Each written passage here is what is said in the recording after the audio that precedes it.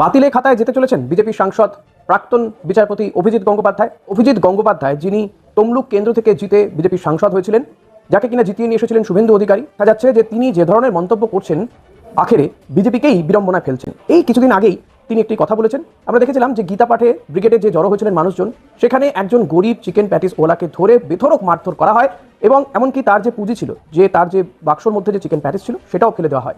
আর এটা নিয়ে যখন বিজেপি সাংসদ অভিজিৎ গঙ্গোপাধ্যায়কে জিজ্ঞেস করা হয়, তিনি এ নিয়ে তীব্র প্রতিবাদ করেন। তিনি বলেন, কে ওই কুলাঙ্গার যারা একটা গরিব মানুষের রুটিতে লাথ মারে? তাকে তো দুটো চারটে টাকা দিয়ে হেল্প করতে পারে না, সাহায্য করতে পারে না।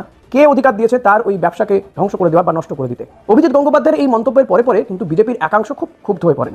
তারা বলতে থাকেন, কে এই ব্যক্তি, কেন একে বিজেপিতে নেওয়া হয়েছে, এবং এই ব্যক্তি আগামী দিনে বিজেপিকে আরও বেশি করে সমস্যায় ফেলবে। মনে আছে নিশ্চয়ই আপনাদের যে অভিজিৎ গঙ্গোপাধ্যায় এর আগেও তিনি বিজেপির বিরুদ্ধে সোচ্চার হয়েছিলেন, নানান রকম ইস্যুতে তিনি সোচ্চার হন। অভিজিৎ গঙ্গোপাধ্যায়কে এবার লুকোনোর জায়গা পাচ্ছে না বিজেপি।